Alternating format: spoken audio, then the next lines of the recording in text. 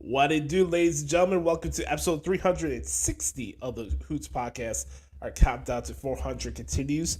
Also, our countdown to 1,000 subscribers on YouTube as well continues. Make sure to like this video, smash the subscribe button here on our YouTube channel, youtube.com at the Hoots podcast. Also, hit us up on Spotify as well. That helps us out. Check out for more info regarding that in our description here of this video. Welcome, everybody. The podcast at Hoots. It's Thursday, May 11, 2023. Coming to you live from the greatest city on God's green earth, Chicago, Illinois. We got the good brother Sam Pioppo today. Sitting shotgun with me. We're going to have fun and give you some slobber knocker audio, pal. We're going to do Chicago style. We're going to have fun and just shoot the shit. Depending when you're watching this or listening to this, I hope you guys are having a good week so far. Really quick, big shout out to everybody who sent me some birthday wishes over the weekend on Sunday. It meant a lot to me. It was really, really cool. Usually birthdays on Sundays, it can be kind of hit and miss depending where you live and stuff like that. It was really nice on Sunday, so it was nice to get out. I've been kind of dealing with an ankle injury over the last couple weeks, so it was kind of good to get some movement back and feeling a lot better. And it was pretty cool. So I just want to say thank you for everybody who sent out birthday wishes and stuff. It was pretty cool. So on that note, I just wanted to say we got a lot of stuff to discuss this week, coming off the heels of the Backlash pay-per-view, which we'll get to following our first segment. But we got something new that we're going to be introducing today on the podcast in Hoots. It's called the CLAHN of the Week. I think you guys know that we like to pay homage to the Pat McAfee show with some of our language here and there. I wouldn't say ripping off or anything like that. It's just more homage and just a good way to talk. But you guys know how we feel. You have Dion Club, you got DSU, Dipshit University, for those who don't know. And now we got the CLAHN of the Week. And Sam will have the honors to introduce this new segment for us. And we'll see how it goes. All right. There's definitely lots of choices, too. So stay tuned to see who the CLAHN of the Week is. Yes. Just a couple more things to plug real quick. If you want to follow me on Twitter, hit me up at the Hoots Podcast. And just make sure to get the show out on Thursdays. We'll keep posting them and open to any suggestions of stuff you want to see different on the show or for any more content you want me to do. I've been thinking about a lot of things because I'm in the middle of moving to my Wella and Wella's house, which is going to be starting at the end of the month. And with the new recording room I got, I figure it's probably more time for me now than ever to just start just recording some more stuff than just doing the podcast every single week. So if it's topic related stuff you want me to discuss, reaction videos, wherever, I'm open to anything at this point. So just let me know at the Who's Podcast if you want to see more content. I don't know if people need to see this mug every other day, but they need to. All right, let's get the show on the road. We start off as we usually do with the Back Porch Q&A session. As per ritual, we'll throw up the X right now for the good brother Chris Zaletta at XTeenZaletta24X. Thank you, Chris, for the questions this week. And every single week he hits us up here on the Hoots Podcast. He says, "What up, Boost? Here's some questions for the Q&A this week. Will Justin Fields be in the MVP race next season?" Oh boy, starting off hot. Well, Mr. Dan Orlovsky of the much inept Get Up crew on ESPN, the show that I can't stand. I'm sorry, Brother Carter. I just can't sit through that show. Dan Orlovsky has been opining over the last couple weeks about Justin Fields and his potential being the MVP. It's, what was it, May 11th, right? Today is the scheduled release day.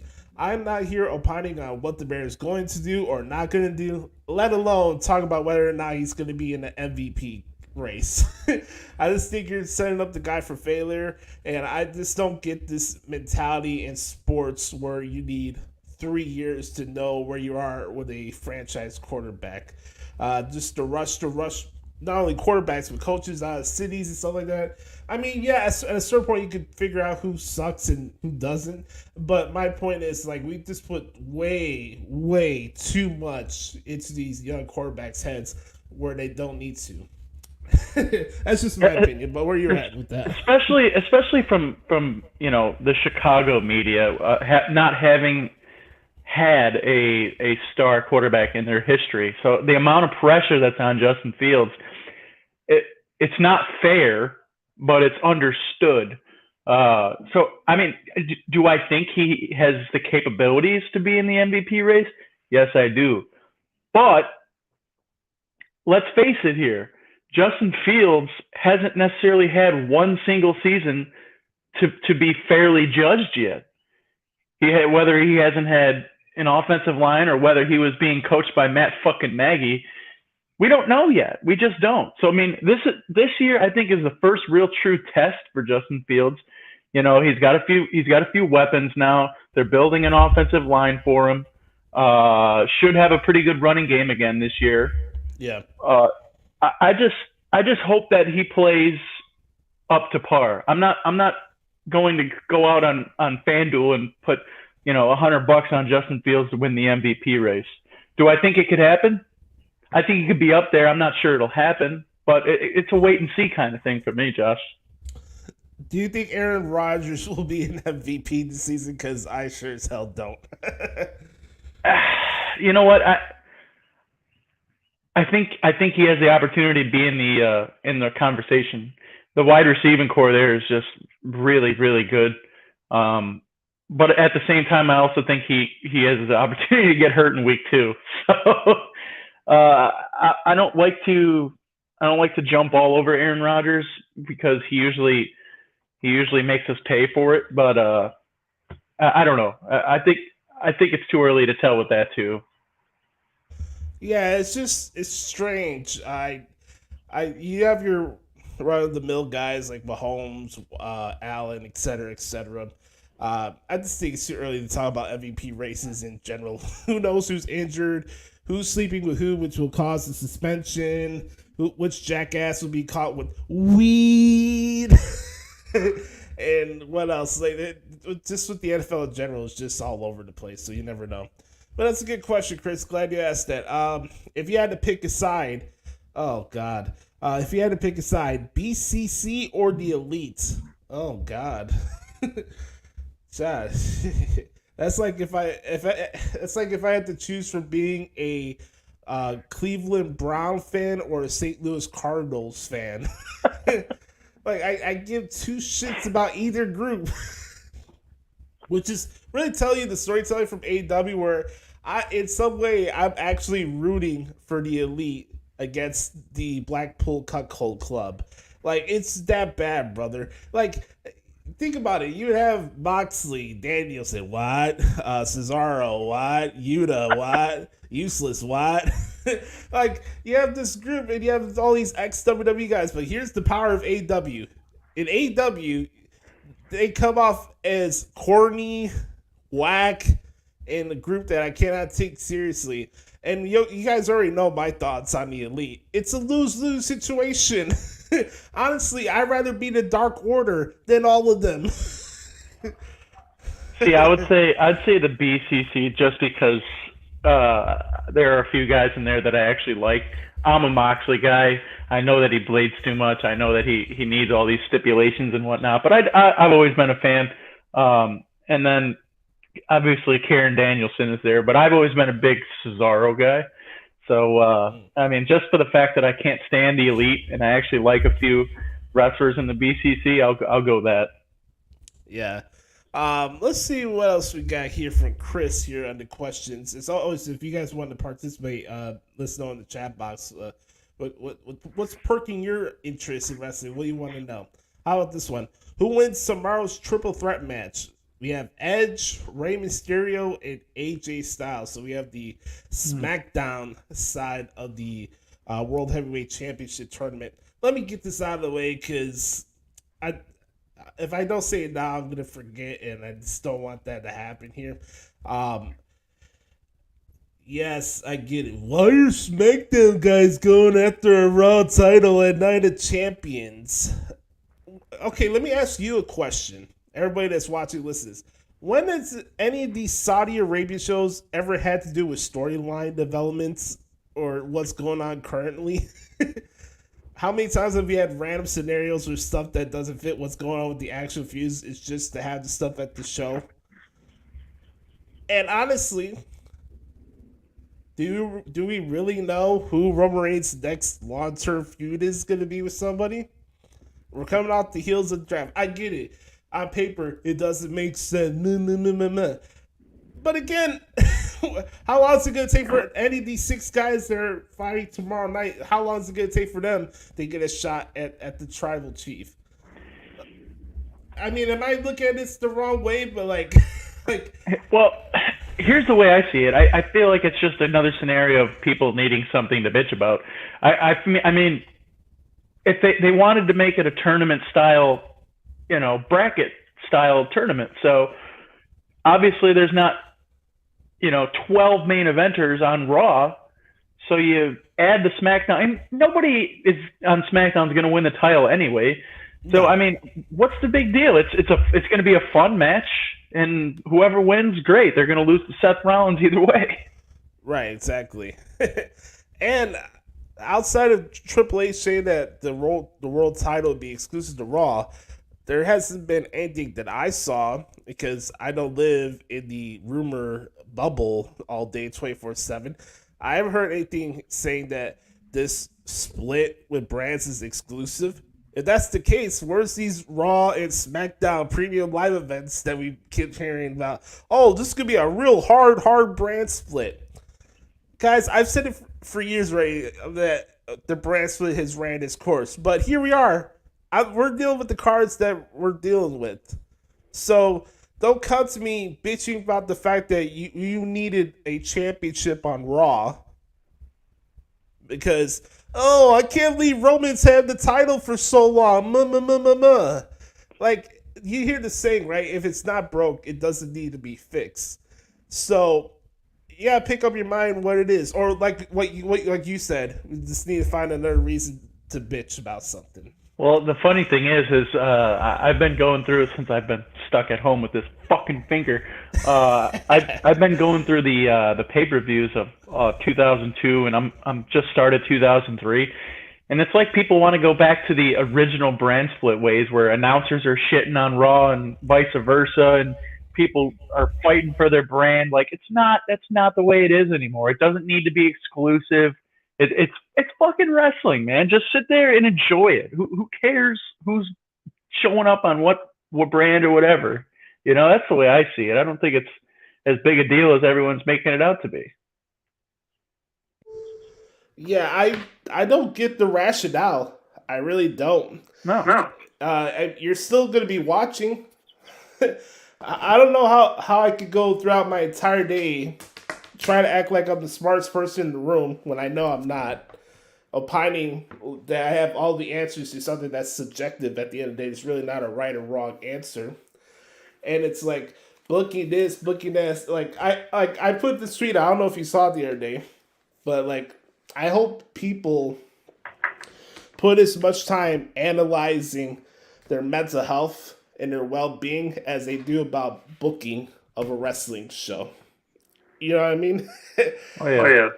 At some point, man, like you gotta realize there's more important shit to pro wrestling than what's being booked on a fucking scripted television show. It's not.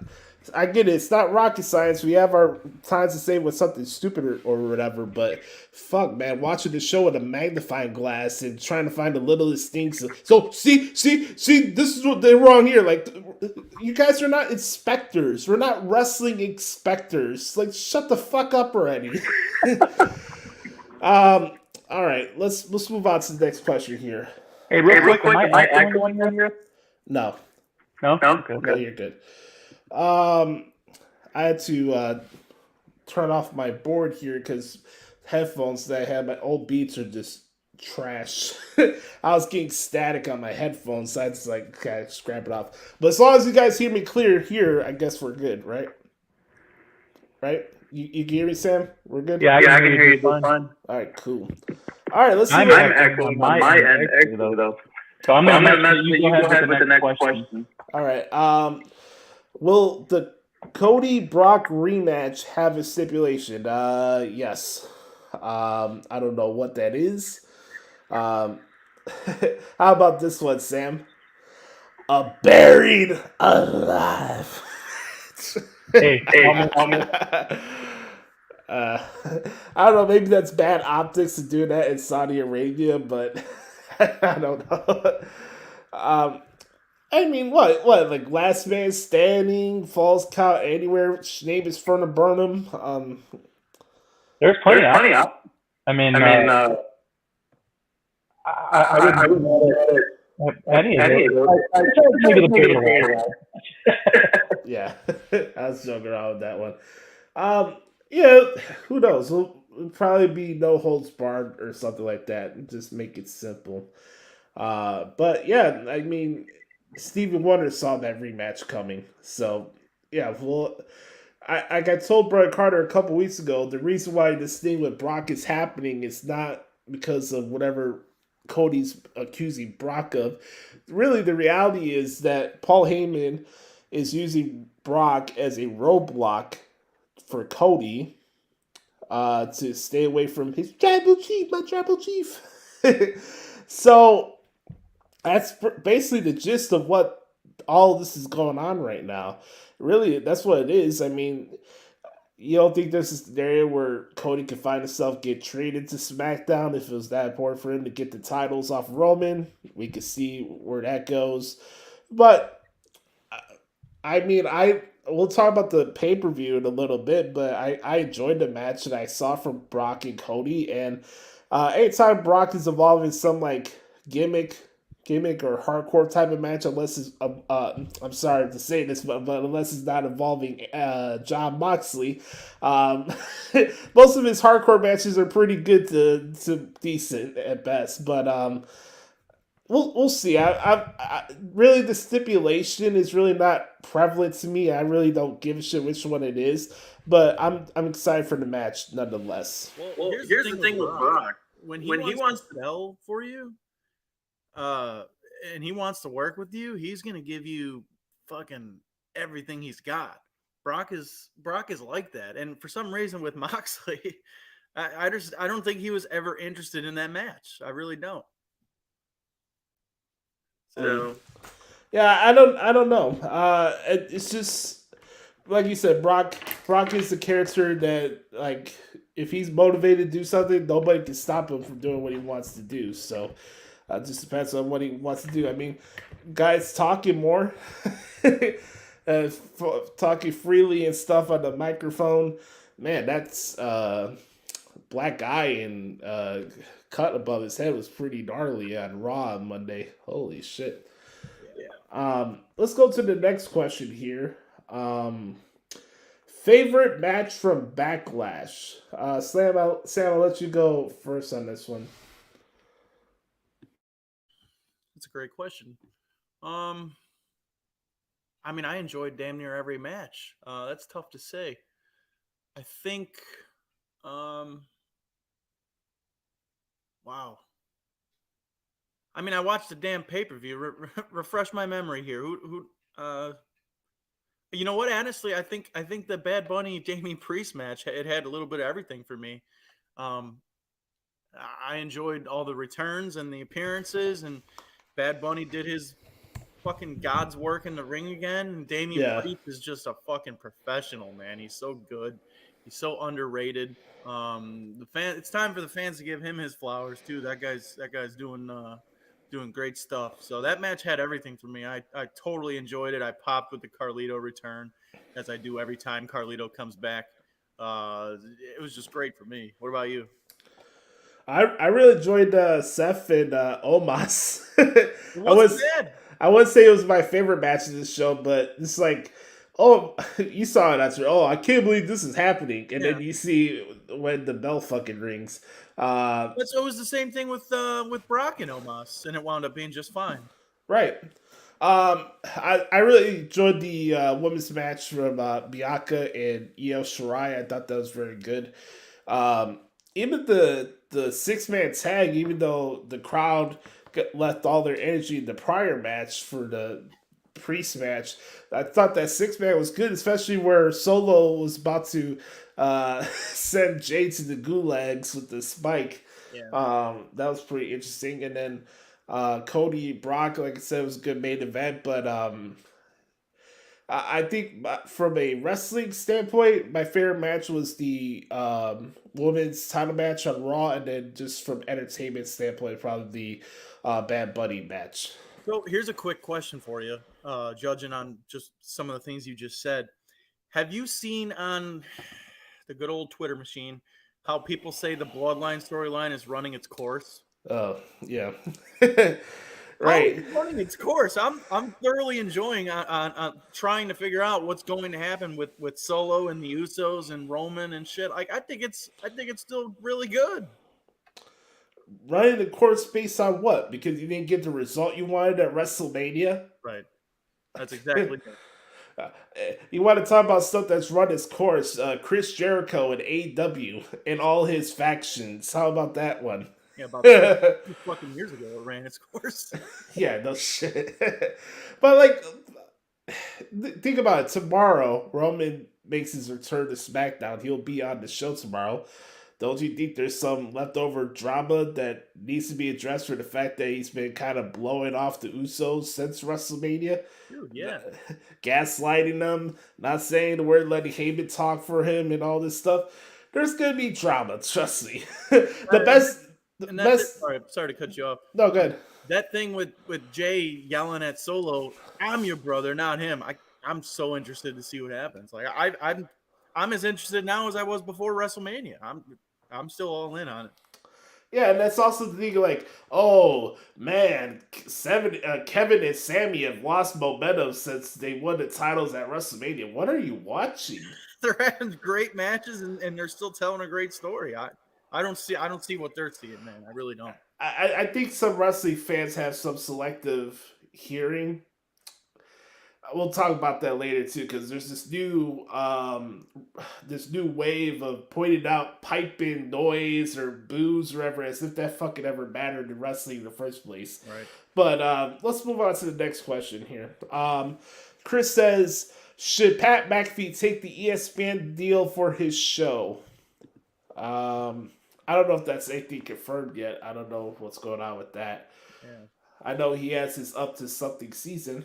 By the way, happy congratulations to him and his wife on the birth of their child.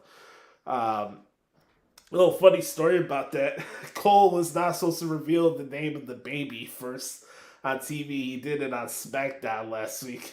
Yep. But Pat said it was cool or whatever. He was joking about it because I think he was on one of the shows for like 20 minutes or whatever. He's like, oh yeah, Michael Cole on SmackDown said the whole name of the baby. Oh man. Yeah, look, listen, I'll say this. If he has an opportunity to better his brand with some sort of deal with ESPN, more power to him, man. Pat's the man, and Pat knows how to make fucking money. That's for sure. So I don't know the details or any of that rumor stuff that's going on with him and his show, but if he's got the opportunity to do it, go do it, man. Pat McAfee, he'll be successful in whatever he wants to do. I know he had a lot of fun doing that college game day stuff.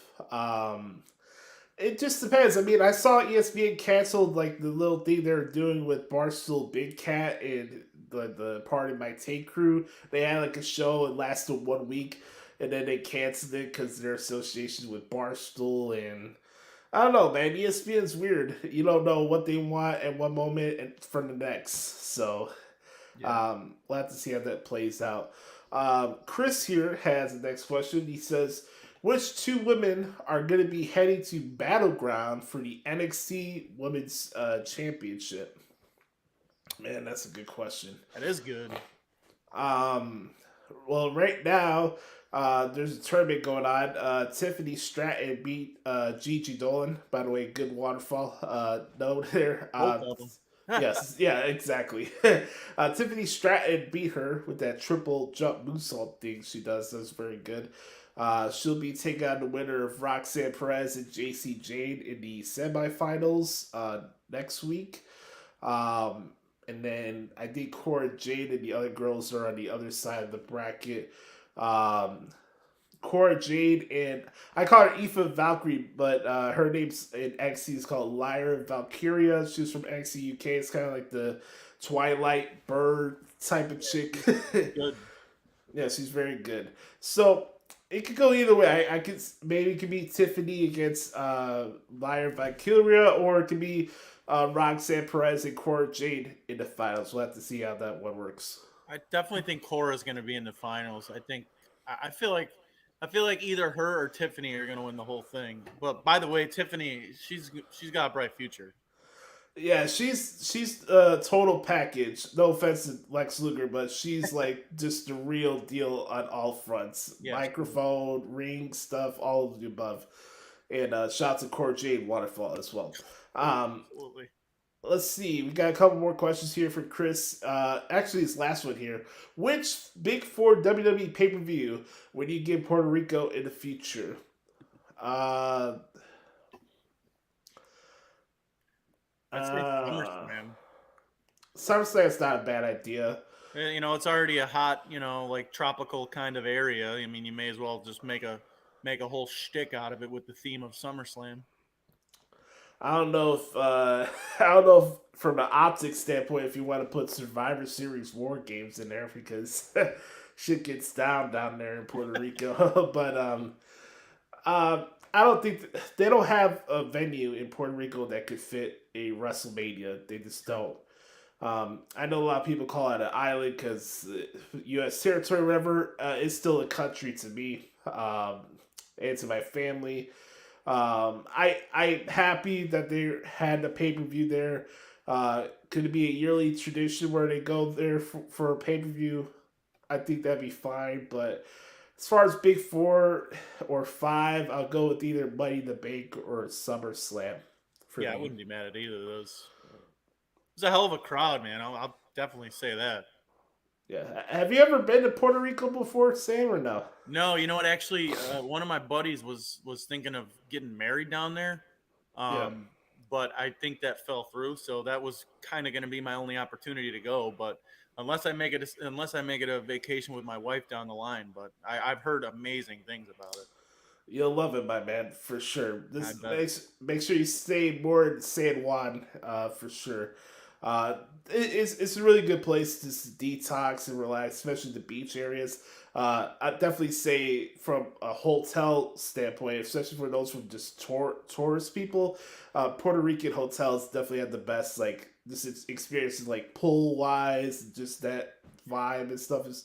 I mean, even seeing some of that B-roll footage that WWE was showing during the pay-per-view, I'm like, holy shit! It just looks like something out of a movie. It looks fantastic over there.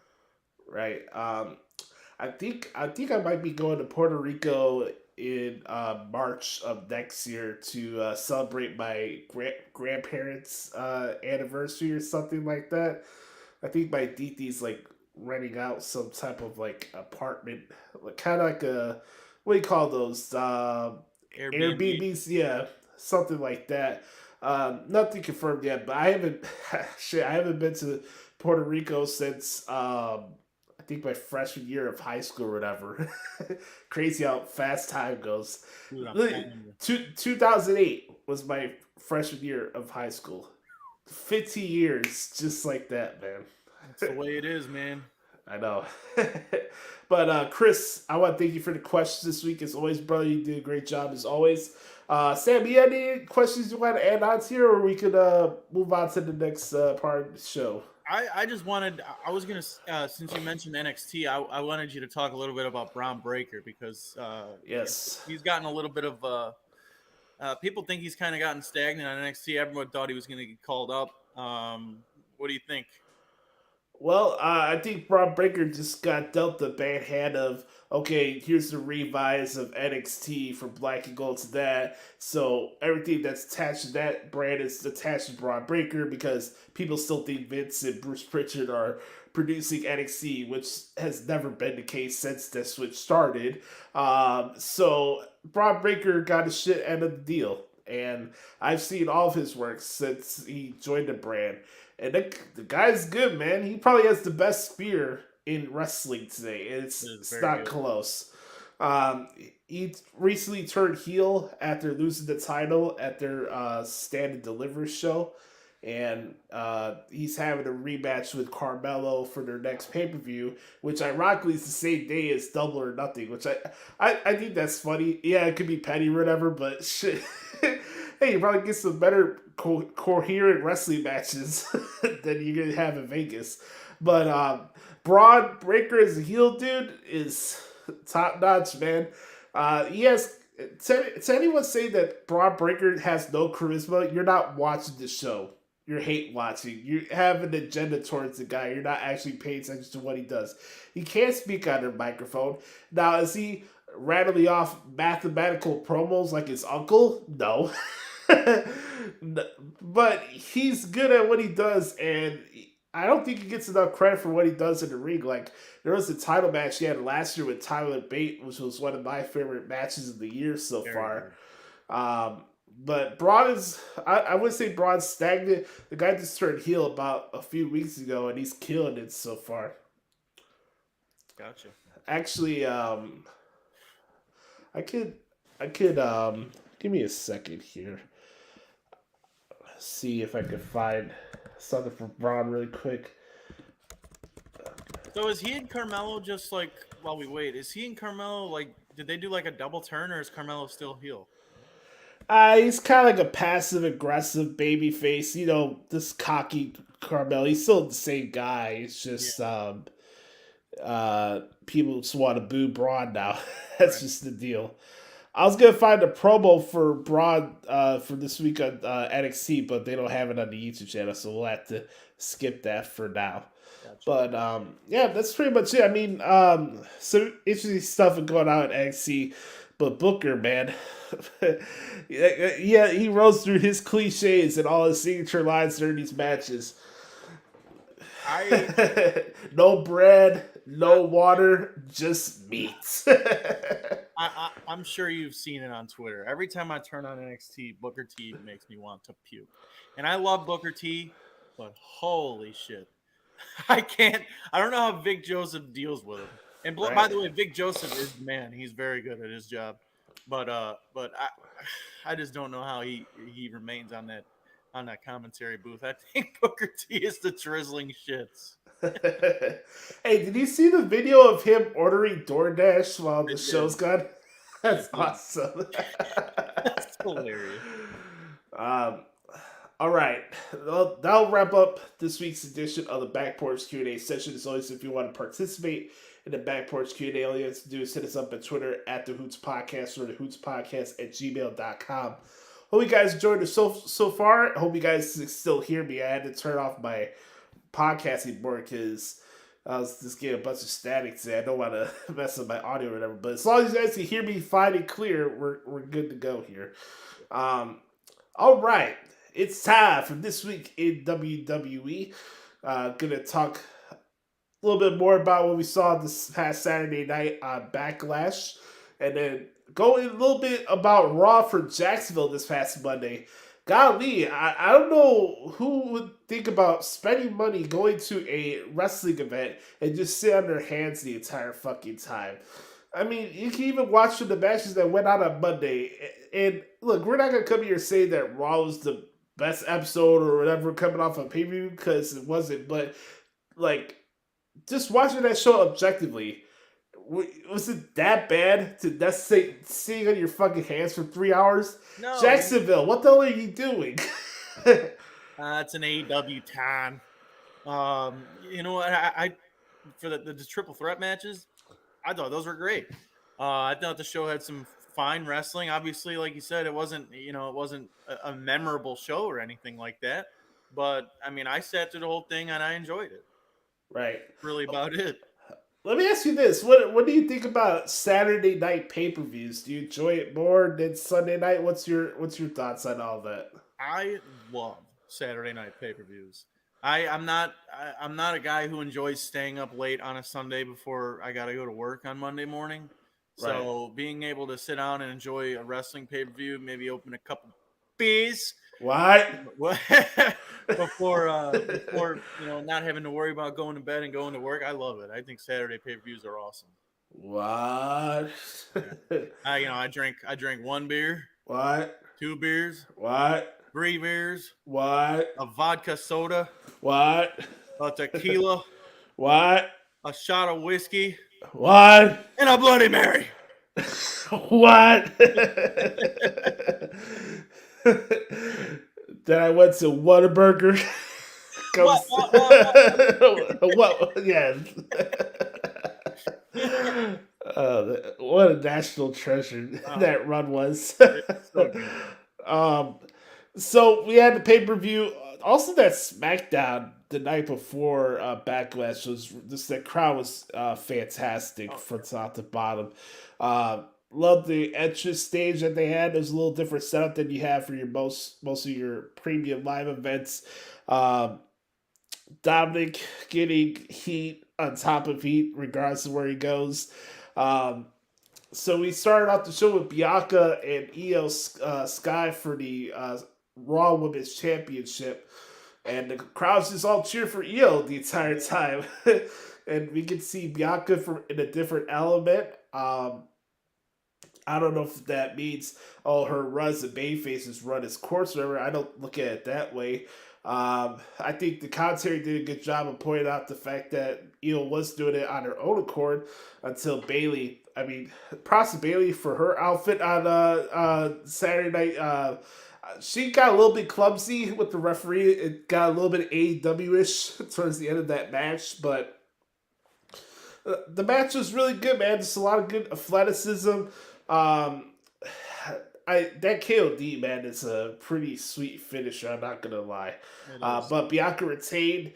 But yeah, if you want to call this a what do you call it? A showcase match for Io Shirai on the main roster. She certainly did that for herself. Coming out party, if you will. I really did think it was a star-making performance, and when she first, Bianca came out first, and she was heavily cheered, and then Io came out, and it's like, holy shit, like, what did she do in Puerto Rico to make them such a big fan of her? But I thought it was really cool to see like a different, something that you didn't expect to happen. Like they were so pro Io, and it added something to the match. Like you see Bianca's reactions to the crowd being so high on Io, and it's not like they were against Bianca either. Like they booed obviously when they were trading punches or whatever, but to see Io in such a spotlight like that, and she took full advantage, and that was such a good match, man. Really, really good. And then we go from there from Seth freaking Rollins, or as Jim Cornette still likes to call him, Seth Franklin Rollins. I don't know where that came from. But he took on the Nigerian Giant in Omos. Like we mentioned in the previous segment, you have things on paper, but really at the end of the day, what really matters, the stories are told after that damn bell rings. And Omos did what he was supposed to do, but don't compare this dude to the Great Khali. Just don't. He's not the Great Khali. He's not even Akibono for that Bruno sumo fight with Big Show that won WrestleMania. Let's not show Omos a little respect. Give the man his flowers. I mean, by the way, Seth Rollins with the super stomp off the top rope. Oh man, just beautiful. Seth can have a good match with anyone. I think that match proves it. I mean, Omos is good, but I will say he's still a little green. But I think that match over-delivered, and nobody really gave it a chance. Honestly, the whole pay-per-view, nobody really gave a chance. I had a buddy. We went out to dinner the night before the pay-per-view, And he was saying, is this pay-per-view even gonna be worth watching? I feel like they just threw it together. I'm like, all right, but I feel like whenever that happens, I feel like those wind up being like super good for no reason. So I mean, Omos and Seth Rollins is just another one of those matches that, for me, over delivered. And then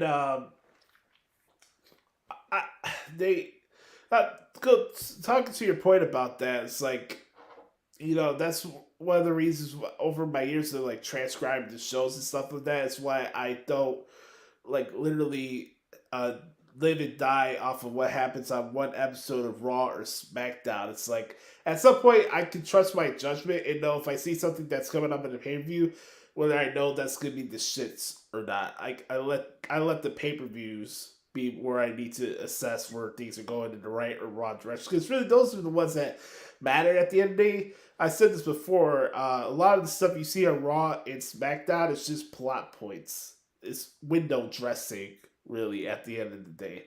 But props to Omos, man, delivering on 2 different pay-per-views, and sooner or later you'll probably start picking up some victories. So if you see him beat a popular wrestler, they like, he's got to get some victories on his own end too. So he does. I think that's what's coming rather soon, even at the next pay-per-view or what have you. By the way, before we move on, did you see that Seth Rollins video on the Bears social media account? Yes. Very, very curious to see what he has in store for us tonight at 7 p.m. Central. Yes. Man, that crowd loves singing that song, man. They had the thing in Paris where the crowd was singing it for 10 minutes and the Miz started to get pissed off. Yeah. I got a match. So my wife is in love with Seth Rollins, and she's so tired of hearing A, his theme song, and B, his fucking laugh. That's tremendous.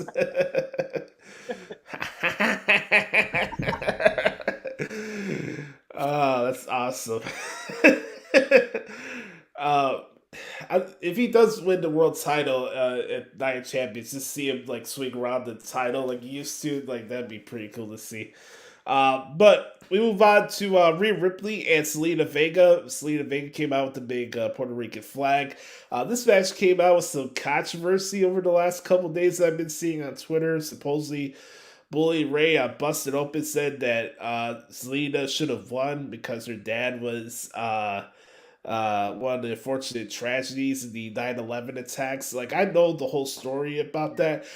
This is just my opinion. I respect all wrestlers' opinions and what they do in the industry, but even if it was the case of like, okay, let's see Lita have her moment and then lose the title the next show, I get where you're coming from with that, but just the angle of it of like, okay, this girl needs to win the title because this happened, and integrating 9/11 so it just makes me feel uncomfortable, to be honest with you. That's just me. I respect Bully's opinions. I think he's one of the best analysts in the industry, in my opinion. But even that, this was Rhea Ripley's first title defense at WrestleMania, and for her to lose a title like that, even if she got it back the following week, I just think it would have been stupid. Well, here's the thing. Why did she need to win the match just because of that? Like, I think she was, wildly cheered even after the match. I feel like she won anyway without winning. I don't think it was truly necessary for her to win the title in that situation.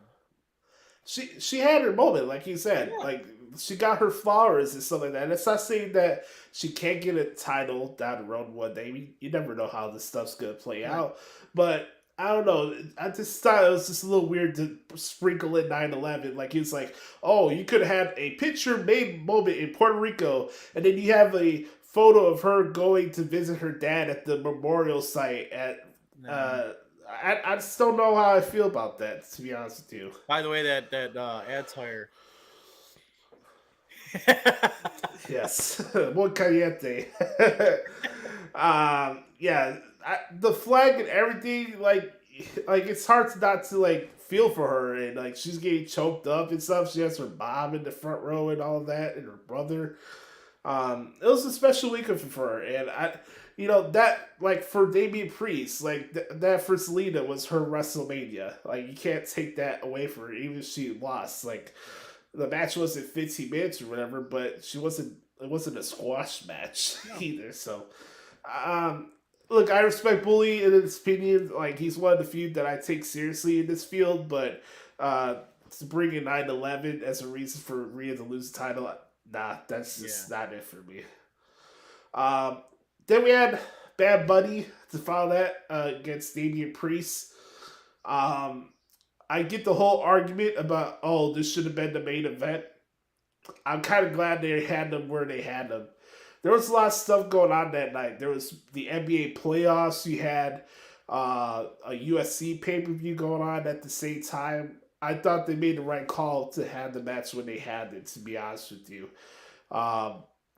Nobody knew that the USC pay-per-view was going to go past midnight. By the way, I'm not a big USC fan. That's just me. I'm not a fan of it.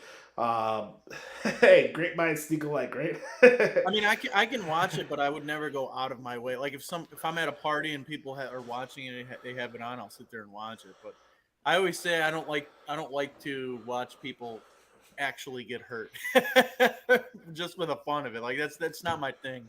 Right. I can appreciate MMA. Oh yeah. But at the same time, sometimes it just bores me to tears, and other times I just can't stand the sound of Dana White's voice. But yeah, when it comes to this match, though, you had all bells and whistles you could ever have in a gimmick match. Seriously, all bells and whistles. This was a love letter to Puerto Rican wrestling. We had gimmicks, we had weapons, we had Savio Vega, we had Carlito. I remember being at WrestleMania in WrestleMania 22, and him and Chris Masters fought Kane and the Big Show for the tag team titles. And Carlito had a good run for what he did. I know he wasn't a world champion or whatever in WWE, but it was cool for him to get that reaction, especially for the fact when he was at the Rumble a couple years ago, it was still in the Thunderdome, so he wasn't able to get the crowd reaction that he deserved. So I think I popped more for that return on Saturday because I had no idea, honestly. Right. And then Dominic Mysterio, man. What a gem. So good.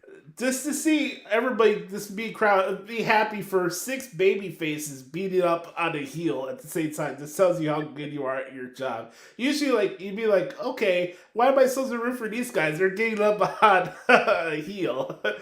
But it was cool. Ray had an interesting mask. I saw some different style of mask he was rocking. LWO, they're selling a lot of merchandise right now, so good on them. Yes. And Bad Bunny, man. There's a lot of debates this week about whether or not he's the best celebrity wrestler of all time. I put it out on Twitter, man. Just give me Logan Paul and Bad Bunny in a match at SummerSlam or something, and let's see how that goes. Yeah. You want to talk about babyface and heel dynamics? My God. Just to be such a mega superstar like that and still make time for one of your childhood, passions or dreams or whatever. I just think it's so freaking cool, and I love how much he respects the business and takes it seriously, and it's just Bad Bunny's the man, really. Right. Then we had the trios match. Brother Sam, are you amazed that you could have a competent 6-man tag team match officiated on a pay-per-view? Well, are you surprised? When you don't put your fucking officials in no-win situations, yes, it actually can be done. Imagine that. What a concept. What a concept of having the heel group cutting the ring in half and not making the referee look stupid. Yep. What an amazing concept. I thought it was the right call here to have the Bloodline win. Solo is on a roll. To your question earlier about whether or not they're becoming stagnant or if Solo's being shoved down people's throat, you gotta pick a lane, man. Guys, you really do. You gotta pick a lane. Do you want long-term storytelling? Do you want young guys to be pushed? Like, you gotta make up your mind, guys. This is how it works. So, I'm glad that they won the match. I am very curious to see what Roman Reigns has to say tomorrow because we'll get a little hint of who he's fighting at the pay per view, and we're very close to him reaching the 1,000 days. So that's probably SmackDown's gonna be a pretty big show tomorrow. I'll definitely say that. Yes. So we got the drama of the bloodline. And then they beat Kevin Owens, Sammy, and Riddle. What's up, bro? I got like I mean, I guess you can call it fantasy booking, but what if, so you saw that Solo and Jay shit where, what if Solo, down the line, obviously I don't think it'll happen soon, but what if Solo chooses the Usos and turns his back and gives the Samoan spike to the tribal chief down the line as a swerve, and then they all go against their tribal chief? That would be insane. A Samoan spike to Thanos? I'm here for it. And that, honestly, that could be a way down the line to push Solo into the main event scene. Yes. The tribal chief, man, it's gonna be hard to put him down. You know what I mean? I don't see him dropping the title anytime soon. Man, thinking about the tribal chief, man, it's like I went back to watch the match he had with Cody at WrestleMania. That match was fucking awesome, man. Oh God, the way it was structured and everything, my God, so good. And I feel like despite, no matter who you wanted to win, that match, I feel like if you're a decent wrestling fan, you could still appreciate how good that match was. Right. Because obviously everyone wanted Cody to win. Everyone thought Cody would win. Not me though. But but I honestly, like, if you can't appreciate that match, then you're probably watching the wrong stuff, man. Yeah. A good thing for Roman where he doesn't give a shit about star ratings and stuff like that. Roman's the man. He really is. Yeah. He really is. It was pretty funny. I don't know if it was the timing of it, but once Dynamite was over last night, WWE put a tweet out like, "Hey, have you acknowledged your tribal chief today?" I thought that was pretty funny. Honestly, if you had to guess right now, who is right off the top of your head, who down the line takes the title from Roman? Because I can't even think of anyone. If I had to say, it'd be Cody, but I don't know. Yeah, I think it's Cody or Seth. That's my pick. I mean, I don't know how this whole deal is going to shape out as far as world title, how long that thing's going to last. I know a lot of people said that they want Roman and Seth to fight each other at next year's WrestleMania, which I'm not opposed to. That's the thing, man. What if this is the WrestleMania where Roman has to defend the title on both nights? You know what I mean? It's possible. If he's really Thanos and he could run through people like that, I don't see why he can't pull it off. That's the thing. A lot of people say that Roman's been through everyone on the roster, but there's so many options that they could go when it does come time to drop the title. There's plenty of ways to do it. It's not like they back themselves into a corner or book themselves into a corner, I should say, because there's still plenty. Honestly, what if Gunther takes it down the line? Or anybody, Solo, Jay, there's plenty of options out there. Or Brendan Carter's favorite wrestler, CM Punk. Oh. CM Punk. Go the fuck home. Stay the fuck home. I had to do that for Brendan Carter. I hope you're doing good, sir. Hey, that's another staple too of the Hoots podcast. There, go the fuck home, stay the fuck home. Yeah. Let's talk about the main event. Were you flabbergasted that Cody won by a roll up, or what was your thoughts on how the whole Brock and Cody thing went? Because I thought originally Cody was going to be put on an ambulance and stretchered out of Puerto Rico. But you Cody, thought he was taking the L? yeah, I knew he would win, but I wasn't sure exactly how it was going to happen. But honestly, I thought it was a fine finish. You know, Brock is so good at what he does. yes. As soon as he took that the turnbuckle shot to his head, I knew he actually fucked himself. That was really good. I think the finish was perfect. It doesn't, Cody got his ass kicked, but somehow gets the roll up win. It doesn't make Brock look bad at all. I think it was well done and a great match at that. And the crowd was chanting for Suplex City during the match, which I wasn't expecting. Like, Yeah. everybody's doing the Cody Whoa part and all that stuff, which is pretty cool too. That's like three things we mentioned so far today. One, Cody's momentum for WrestleMania is dropped, right? Let me see if I got this right. Recording to Twitter, because hey, everything on Twitter is right? Cody's lost momentum, right? The bloodlines become stagnant, and Kevin and Sammy have cooled off since WrestleMania. I got all three of those right? I think you pretty much nailed him. Yeah, I mean that seems to be the general consensus. Yeah. I think the consensus is full of their own shit, but that's just me. Overall, what do you give Backlash if you had to grade the show, my man? Man. Honestly, I think I'd give it an A-. I think it was good all around.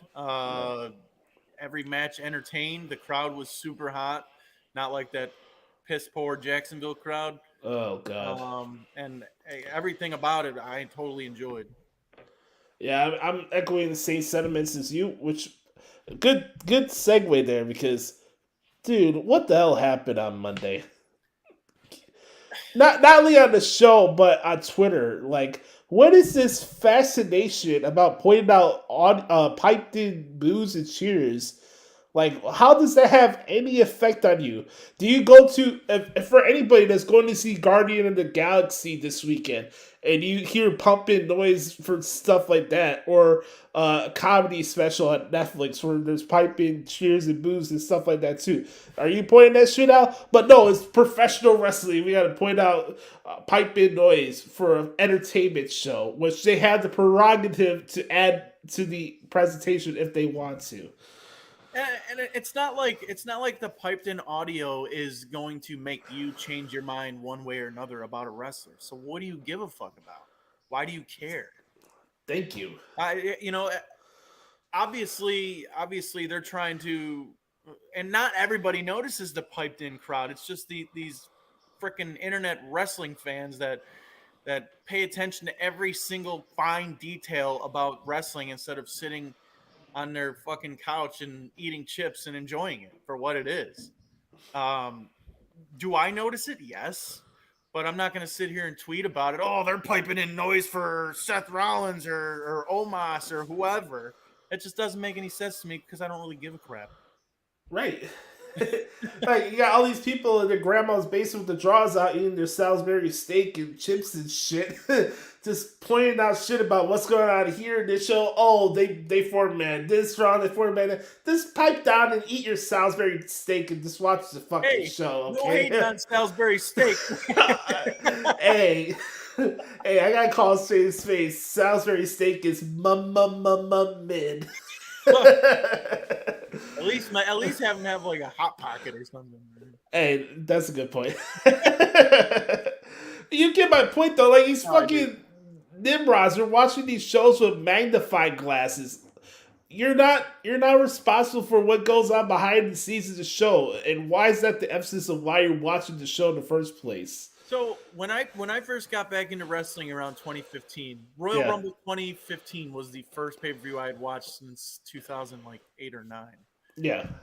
I came back in and I saw like how different it was. Like, holy crap! Like everything goes back to what the internet wants and what the internet thinks.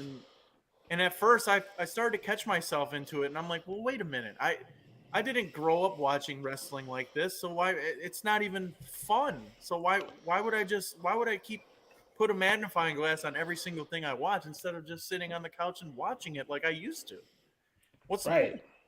You know, and you can still make your tweets and you can still make your observations on your social medias, but I mean, at the end of the day, there's no need to point out every every problem with the product, because there's always going to be issues with the product. Right, and for me, I try my best to be objective as I can with WWE. I don't, I mean, unless somebody can say I'm wrong, I'm not coming here and tell you that everything WWE does is right or whatever, or I ever said that WWE is my favorite promotion to cover. But I think for me, like I see a lot of this stupid shit on Twitter, and nobody ever takes the time to point out the flaws in those arguments. Like that's probably the main reason why I bring this up. It's not to defend the company, but I watch way too much wrestling. I've covered way too much wrestling over the years. I can separate what's good and bad. And more times than not, it's just a lot of stupid petty shit over things that really don't matter and why you're watching the product in the first place. You know what I mean? Yeah. And it's just like, I could come in here and bash every segment of every show, but what does that do for this show? How does that make us stand out from the 100, 200 different wrestling podcasts that are out there, you know? I try to provide a different perspective, but that's the thing too. It's kind of like a double-edged sword. We have a segment called "What the Hell's Wrong with AEW?" Oh, why don't you have one for WWE? Well, motherfucker, that segment right there is 90% of every other wrestling podcast show that you listen to. So if you want that content, it's out there for you. I can do that segment with the best of them, but it's done already. Yeah, you know what I mean? And it's not my fault that AEW writes our segment for us. Hell, I wish we could scrap the segment, but no. You don't wish you can scrap the segment. It's fun. No, it's too good not to do, even for a comedy point And like of you view. said, they make it easy for you. So Yeah. On that note, it's time for the main event. Ladies and gentlemen, this segment is scheduled for one fall with an unlimited time limit. And ladies and gentlemen, if you're easily offended, that's you problem, not a we problem. Let's start this bad boy off with a brand new edition of What the Hell is Wrong with AEW. Let's start this off in a 3, a 2, a 1. Beat your meat, beat your meat, beat your meat, beat your meat, beat your meat, beat your meat, beat your meat, beat your meat. I'm telling you, my time is right now. Right this minute, 2022. We're living it. My time is now. My time is right. God damn now. Man, what intensity. It's time for What the Hell is Wrong with AEW?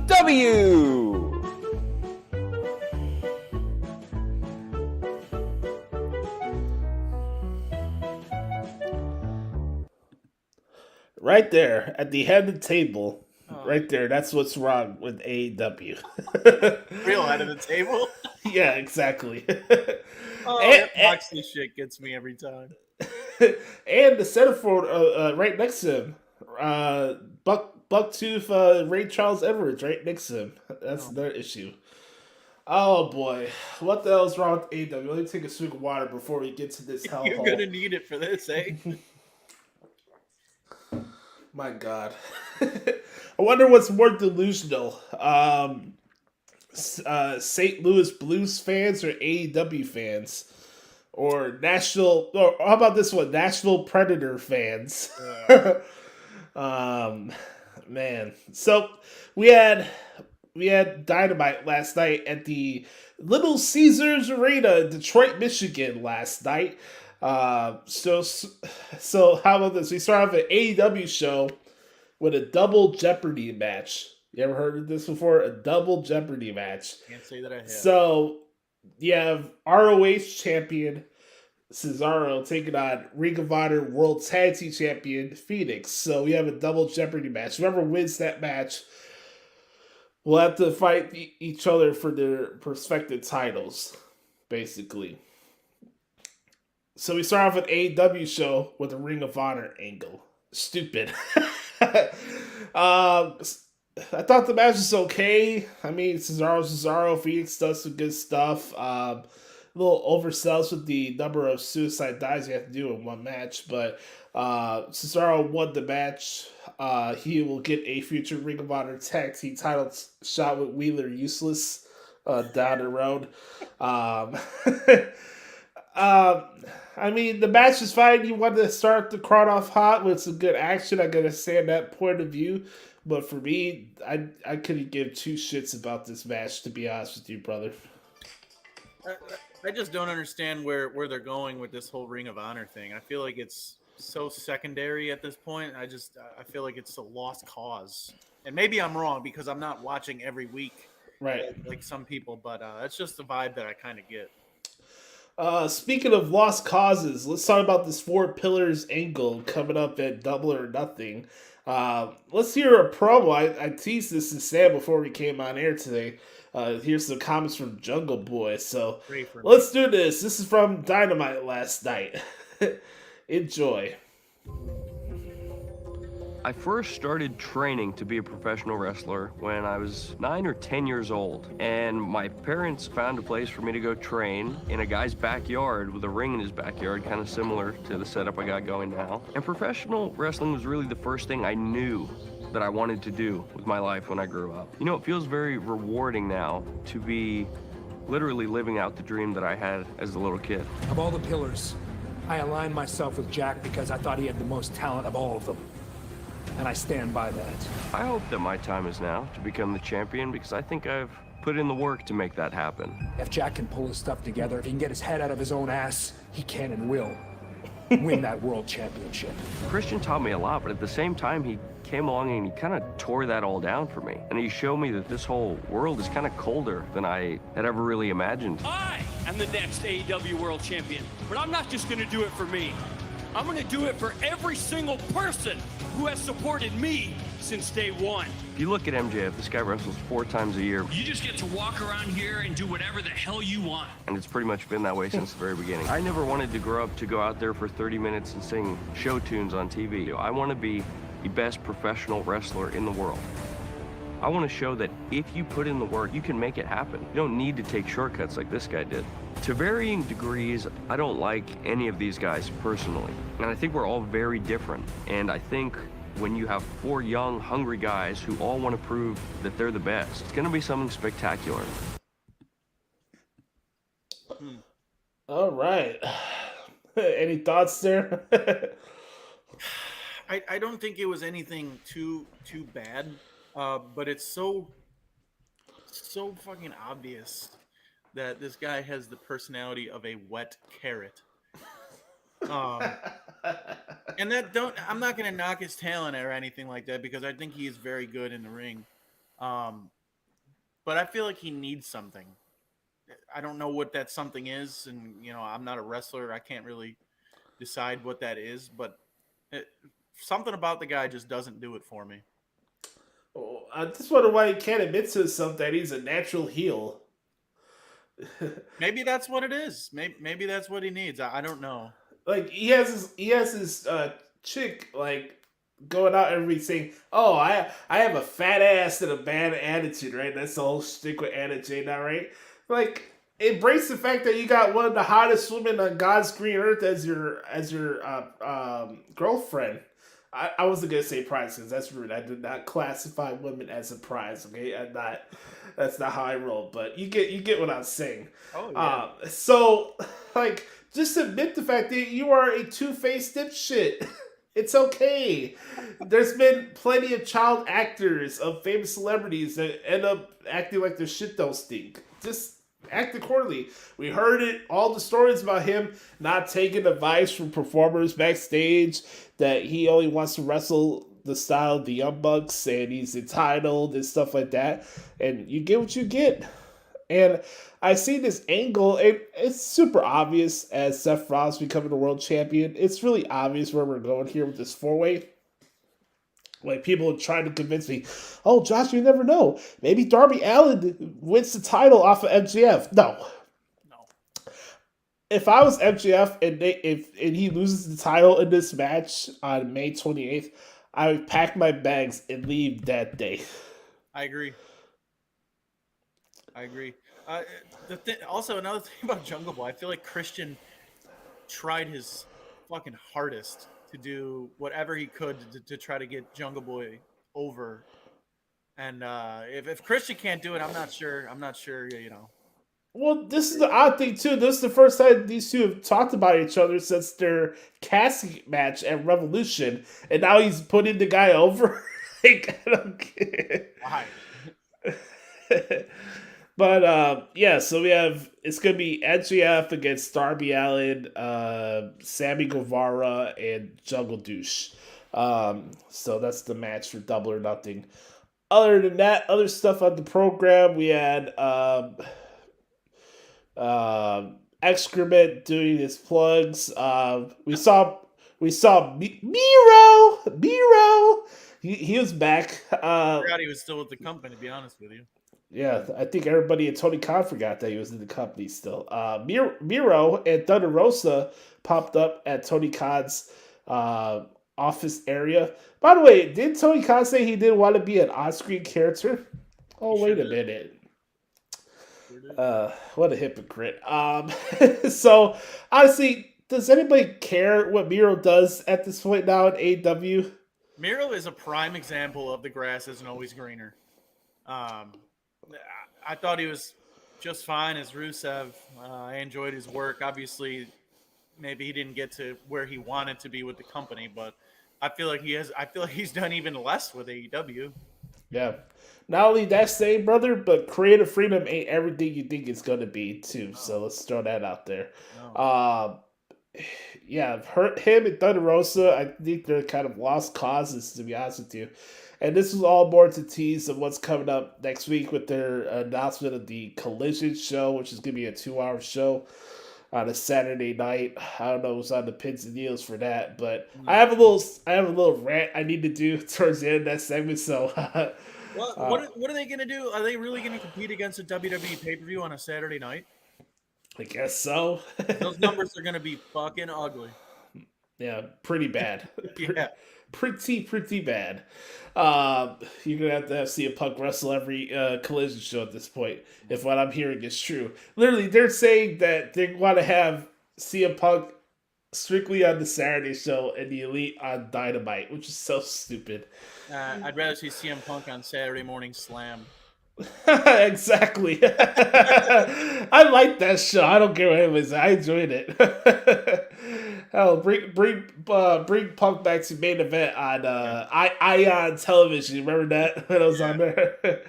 That's funny. From there, we had the announcement that FTR will be taking on Jay Lethal and Jeff Jarrett in a AEW World Tag Team title match in Double or Nothing, and Mark Briscoe will be the special guest referee. 2 tag teams fighting for the affection of Mark Briscoe, and the tag titles are just second to this feud, which is so weird.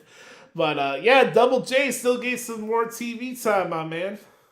I've seen maybe 2 episodes of AEW recently with Double J on there, and I just can't believe it. I mean, the guy looks great. I'll give him that. I just don't. I didn't picture AEW being in the spot that would give Double J some screen time this late in his career. Yes. We had a backstage segment with Chris Jericho and Roderick Strong. They'll be fighting each other next week in a Falls Count Anywhere match. We found out that Chris Jericho wrote up a legal document where he said that, hey, Adam Cole is banned from the arena anytime Chris Jericho shows up.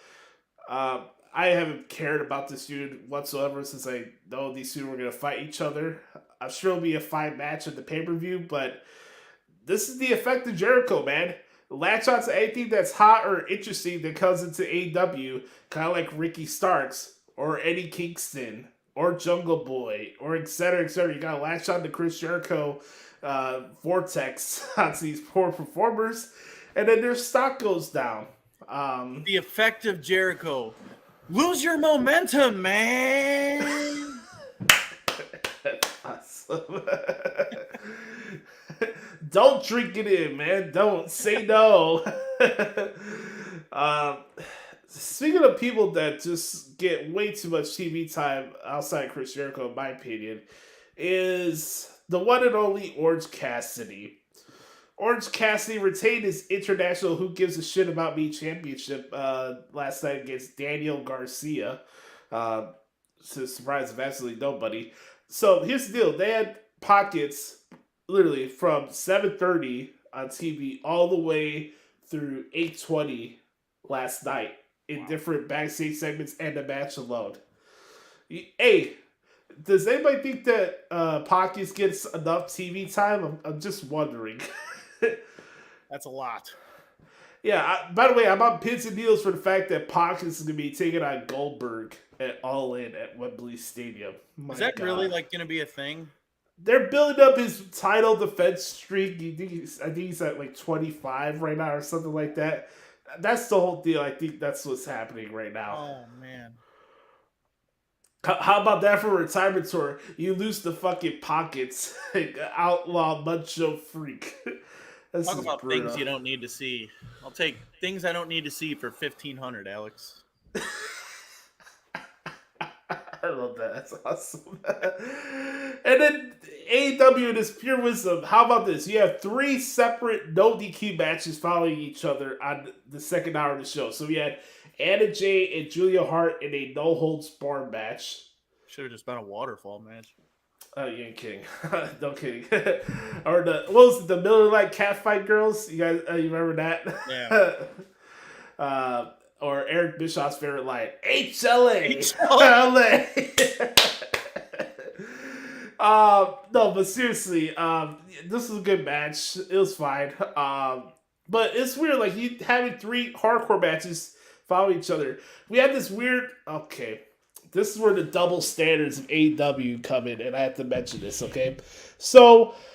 You know how at times when the Fiend would have different colored lighting while the match was going on? So we had this new House of Black rules match, basically, where it's no DQ, you have 20 counts on the ring, but the lighting is like turned off, and you have like crickets on the Titantron screen, and this majestic feel of the House of Black. Now, for full disclosure, I'm okay when you have stuff that's pertaining to a character and stuff like that. And I think it's cool that you want to do it.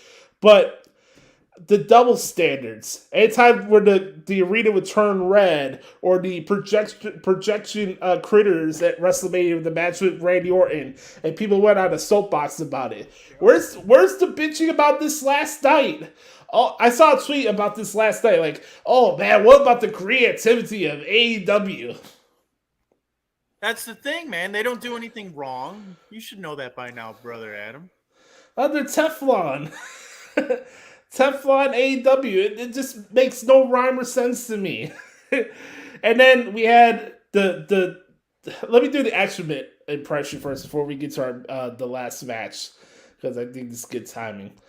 Coming to you live on Rampage on Saturday night on TNT. We have the Acclaimed and Billy Gunn taking on the team of the Kip Sabian, the Butcher, and the Blade. Right there, we have the Outcast Tony Storm taking on Allison Kay. Right there, we have Aussie Open's Kyle Fletcher taking on Action Andretti. And our main event is the Mogul Embassy's Brian Cage and Swerve Strickland take on the Dark Order's Alex Reynolds and John Silver. More matches being announced on Twitter at TonyKhan on Twitter. Get all your AEW tickets right now at AEWTX.com. That's AEWTX.com. What? Very well done. Oh man, I don't know what he does, man. He goes from Rampage to Dynamite to the pay-per-view. Yeah. It's not good to listen to, but I'll give it credit for. He talks crazy fast. Yeah. Coming up, we have this. I was about to say something good. Never mind. But we had the main event. It was the steel cage match. Jon Moxley and Kenny Olivier. Olivier put Moxley through the cage with a V-trigger through the middle side of the cage. That was a crazy spot. Not even 2 minutes in, Moxley was bleeding. I've been sharing a lot of the Major League 2 stuff on my Twitter over the last couple days since I saw the movie. It was airing on Sunday, so I was like, hey, it's pretty cool. I watched this while my birthday was going on. and I hear the Wild Thing song, right? And like, here's Moxie's coming out with the Wild Thing, and I'm like, this two sack of shit. You got a prize wife of all prize wives, and you want to bleed like a freaking CZW mark. I wonder what she thinks about that. I want to know as bad as you do, because it's so ridiculous, man. The stuff he's doing, like barbed wire chairs, instead of having thumbtacks, he pours 20 pieces of broken glass onto the canvas. And it's just the CCW shit that I don't care for. I don't mind hardcore wrestling. I liked ECW back in the day. But doing spots just to do spots is fucking stupid in hardcore matches. I'll give you that. And I'm a Moxley fan, but just goes overboard too much. We had Karen Danielson on commentary. I had to mute it. I'm sorry. Just not a fan of his voice. I'm just not. So, how about this? We had the brawl with the Hartley boys and Wheeler Yusis and Cesaro. And then towards the end of the match, Don Fallis gets in the ring and he turns his back on Kenny Olivier. He jams a screwdriver into Olivier's face and causes him the cage match. Really? Yeah, so this is how Dynamite ended on Wednesday night. Don Fallis turned on Olivier, which is like 6 months too late. You should have done this when they came back after their all out suspensions. I don't know. What is he going to be the leader now of the Blackpool Cuckold Club? Is he going to have a new leader of is Callis forming a new group with Takeshita? My bad, Takeshita. I don't know. What's your thoughts on all this? I didn't even know that happened. Don Callis and Kenny Omega together always grinded my gears. Not a fan of either of them. I don't know what they're planning on doing, and maybe does Don Callis go away, or maybe I don't know. go behind the scenes or something. I'm not sure what they're aiming for here. I mean, I guess it's kind of a wait and see thing. So I mean, is Kenny Omega, is he going babyface? Or has he been babyface? I don't even know. I believe so. Yeah. Okay.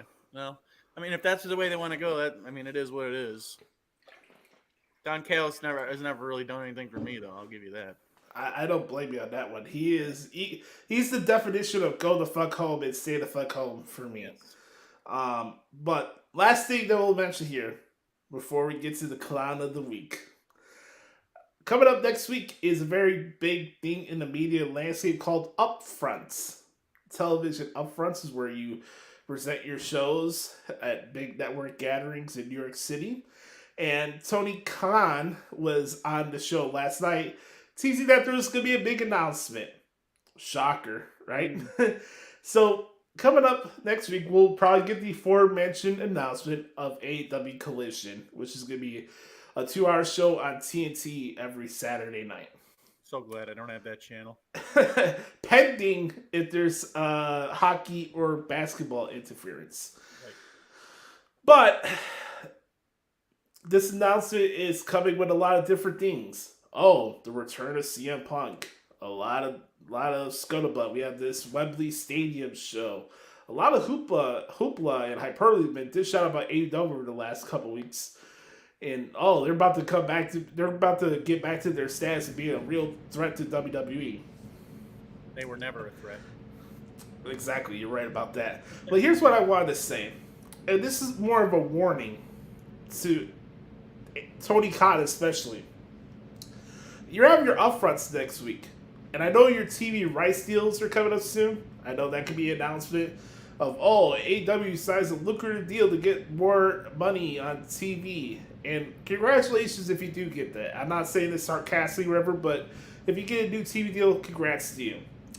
But you're going to be in front of the press, and if you bring out CM Punk at this presentation at the Upfronts next week and showcase that CM Punk is going to be back at the company, and not think that the people, at least they're competent in their jobs, media members, that will ask him about the dynamics of CM Punk in the locker room, how Tony Khan carries himself as a leader with CM Punk being back around the horizon.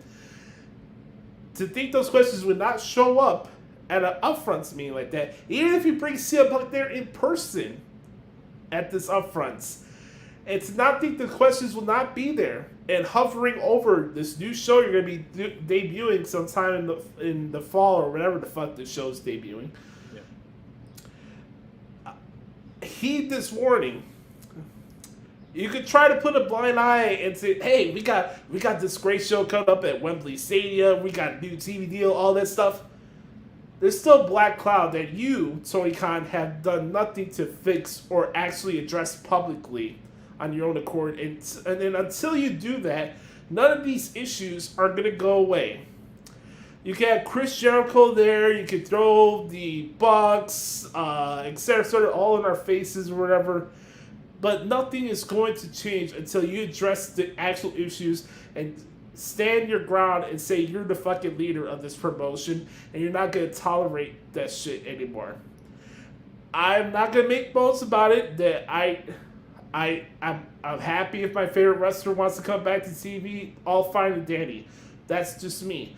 But not under these parameters, and not for him to fall into the same place that he was this time last December. And him leaving, I mentioned this before when the whole issue happened. Like, my main concern for CM Punk going to AEW was the fact that he was going to find himself in the same place mentally that he was when he left WWE, where he had to deal with backstage bullshit and people not liking him and talking shit behind his back and all this extra stuff. Now, to be fair, he's brought a lot of this onto himself as well during this process. Also, not to think that questions won't be brought up about him showing up at a WWE show, by the way. Just heed the warning. I know you're getting a lot of press clippings and a lot of people are kissing your ass right now on Twitter and everything about, AEW's getting back to where they were about a year and a half ago. I'm not buying it. I see right through it. Do your job, address the issue at hand, fix these problems, and act like a fucking competent owner for once, and not some freaking message board dipshit. And that's my warning. I'll tell you what. One of the first things I said after that media scrum happened is, all right, enough is enough. Tony Khan needs to put his fucking foot down and show everyone in the locker room who the fuck the boss is. And he never, ever did it. So now to think that everything's going to be fucking hunky-dory when CM Punk is back, he's going to be the head of this new show, Collision. To me, that thought is a little silly. And I hope it works out for him. I really, really do. But at the end of the day, you got to know who you're working with. You're working with CM Punk. He's an egomaniac CLAHN. Not the clown of the week, but he's a CLAHN. Tony Khan, CLAHN. When two CLAHNs meet head to head, it doesn't always work out. So, we'll have to wait and see. Hopefully it works out for him, but I'm not getting my hopes up. And no, my friends, that is what the hell is wrong with AEW. This has been What the Hell is Wrong with AEW.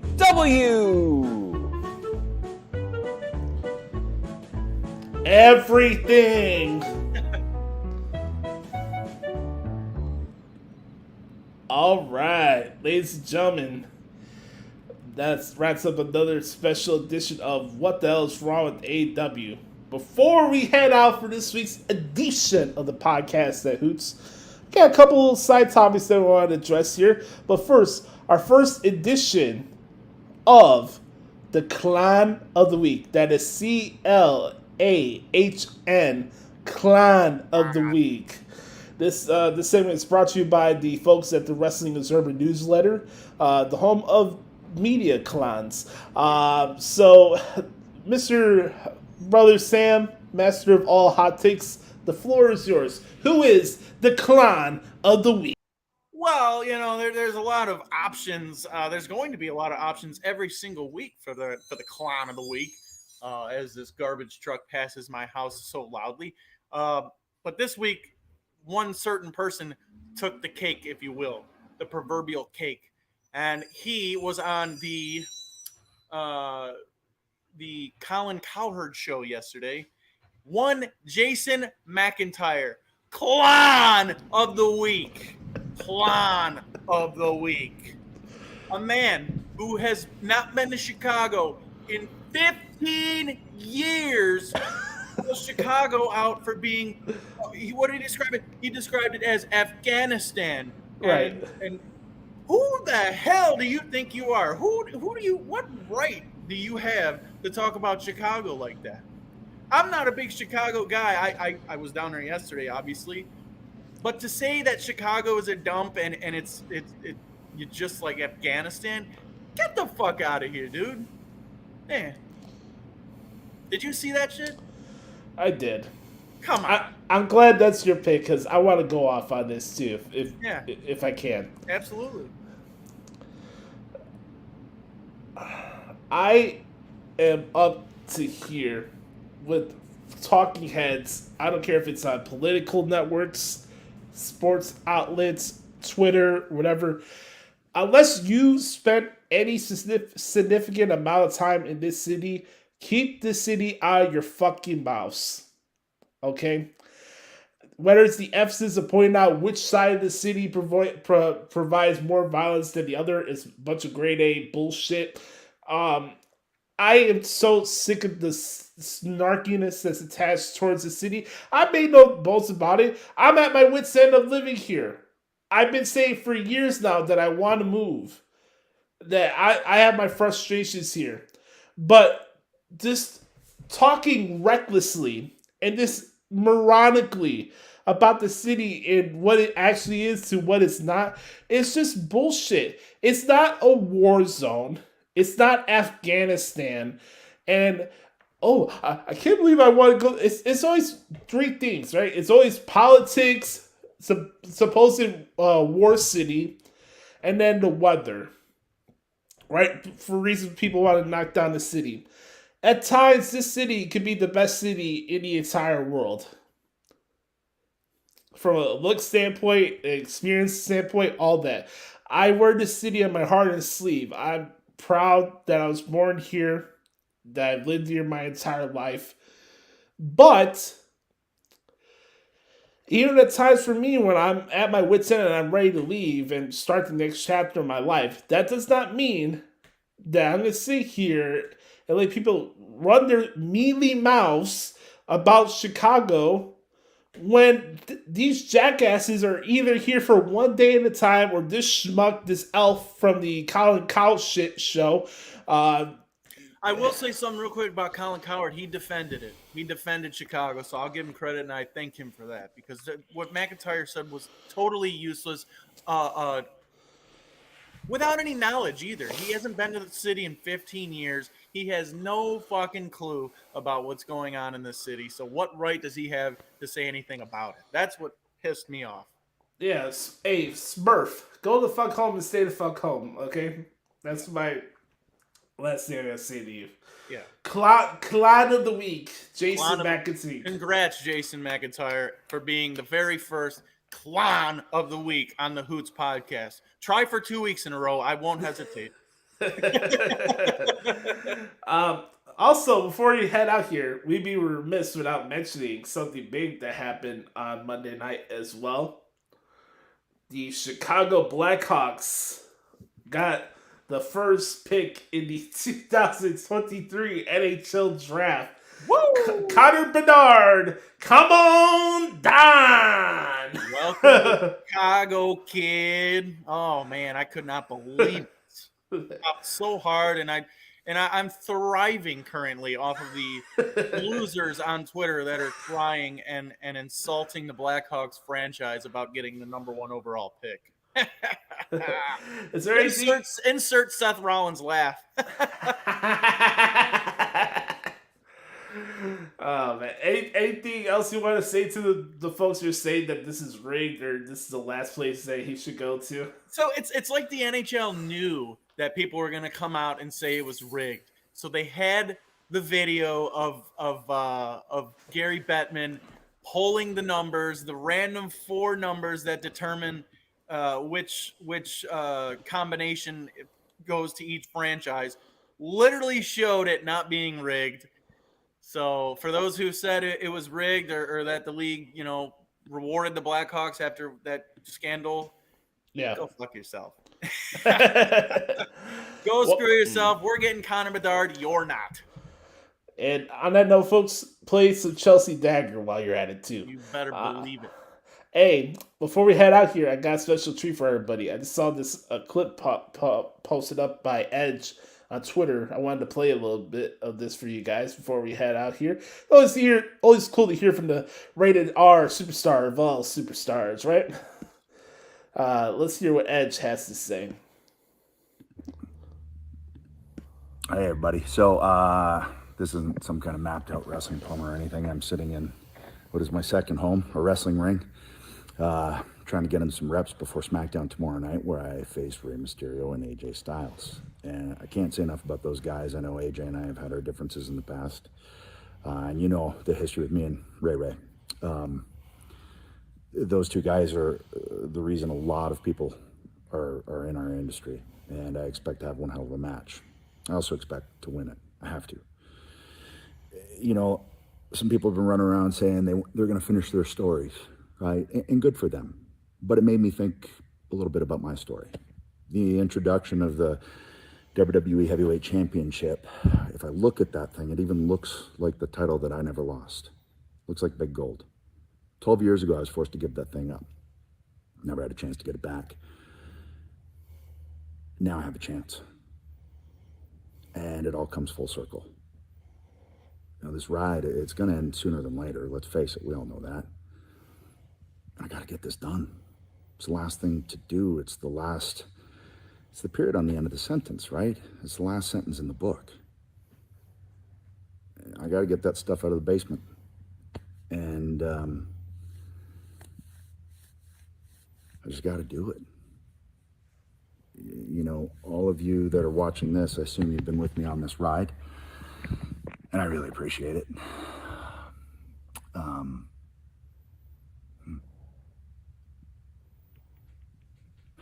It's going to end soon. And I got to end it right this time.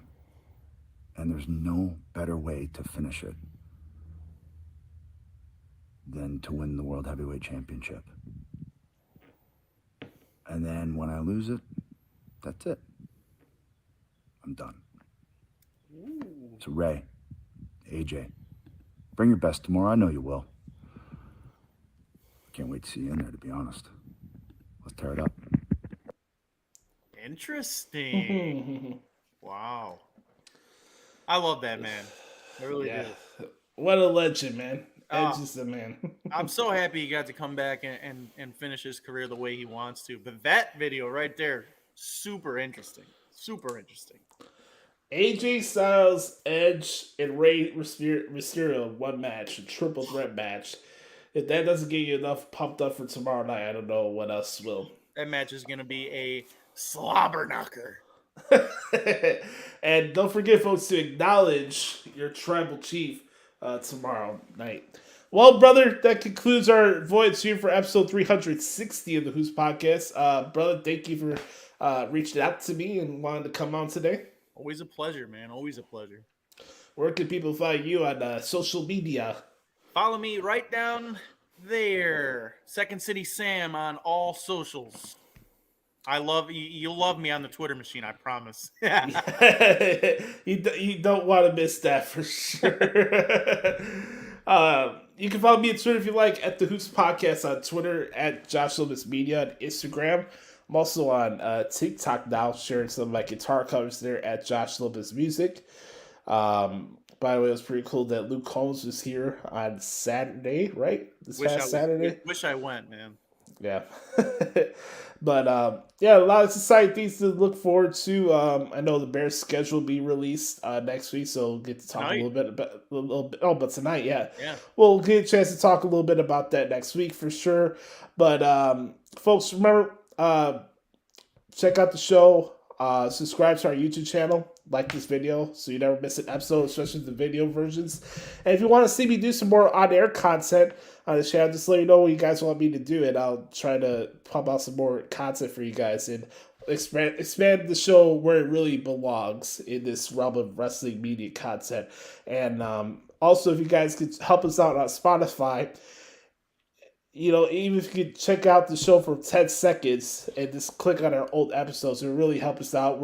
We need to have 100 specific Spotify listeners to qualify for ambassador ads. It's a rule by Anchor. Like, the show is distributed on a bunch of different platforms, but we need 100 specifically from Spotify in order to expand the show like we need to. And if you guys can do that, that really would help us out a lot. Tell your friends.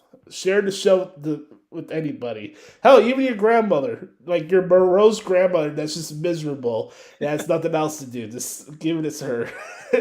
And she'll definitely enjoy it. But for Brother Sam, I'm Joshie. This has been episode 360 of the Hoots Podcast. Remember, folks, be the authentic product that is yourself. And remember, nobody dictates the pace you life for yourself and the man upstairs. Love you guys. Have a wonderful weekend. Enjoy your Mother's Day weekend as well. And we'll talk to y'all later. Yes, sir.